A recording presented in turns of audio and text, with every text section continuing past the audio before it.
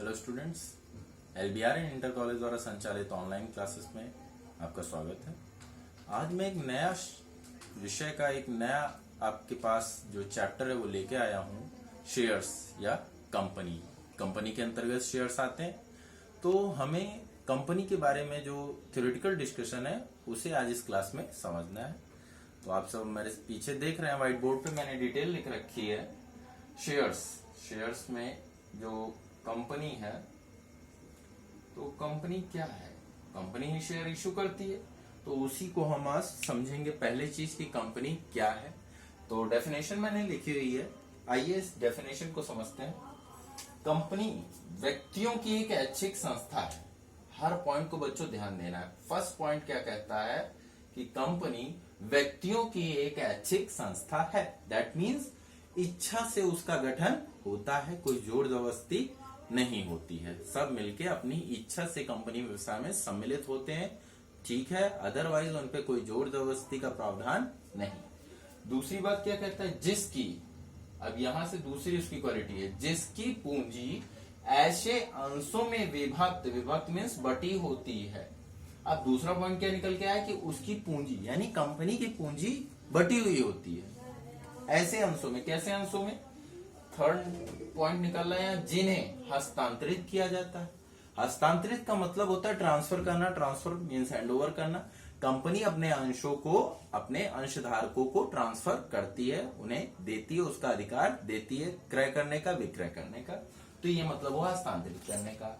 Fourth उसमें क्या point है, जो लाभार्जन के लिए बनाई जाती है। किसके लिए बनाई जा रही है बच्चों? लाभार्जन। लाभार्जन मीन्स प्रॉफिट मोटो होना चाहिए। कोई भी कंपनी या संस्था, कोई व्यक्ति इसलिए नहीं फॉर्म करता कि उसमें लॉस हो। हमारी पॉजिटिविटी होती है कि हम हमेशा प्रॉफिट की ओर बढ़ते हैं, और संस्था के निर्माण का प्रथम उद्देश्य हमेशा लाभार्जन ही होता है। लेकिन अगर वो संस्था गैर व्यापारिक है तो ऐसे में उद्देश्य सेवा भाव होता है। व्यापारिक संस्थाओं में उद्देश्य क्या होता है? लाभार्जन होता है।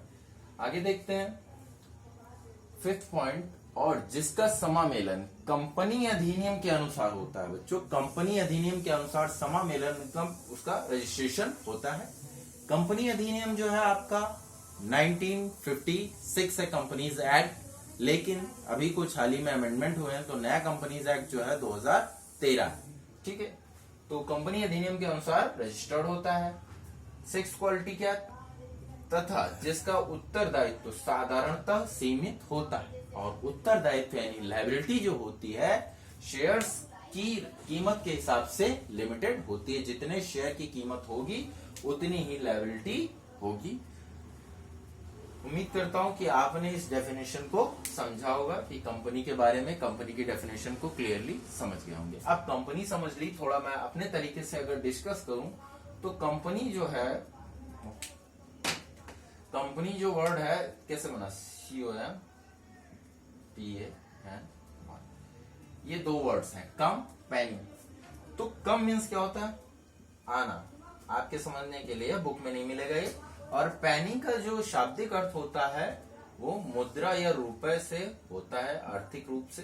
तो कम विद आना, और पैनी मीन्स रुपया, पैसा, आर्थिक पक्ष को पैनी वर्ड डिस्कस करता है। तो कम पैनी, कम मीन्स कुछ लोग आते हैं एक व्यवसाय में, आते हैं तो किस लिए आते हैं? पैनी मीन्स रुपए, पैसे, यानी लाभार्जन के लिए आते हैं। तो जब कुछ लोग मिलकर ऐच्छिक रूप से ऐसे व्यवसाय को संचालित करते हैं जिसकी पूंजी अंशों में विभक्त हो सकती है और हस्तांतरित हो सकती है, और ऐसा व्यवसाय यदि कंपनीज अधिनियम के अंतर्गत रजिस्टर्ड है, समामेलित है, जो कि मैंने बताया कंपनीज एक्ट जो था 1956 था, लेकिन अमेंडमेंट यानी संशोधित जो रूल आया है, संशोधित एक्ट आया 2013 आया है, तो उसके अनुसार रजिस्टर हो, और जिसका उत्तरदायित्व सीमित होता है। सीमित उत्तरदायित्व मीन्स अंशों पर देय रकम तक ही आपका उत्तरदायित्व होता है। तो उम्मीद करता हूं कंपनी को आपने बहुत अच्छे से समझा होगा।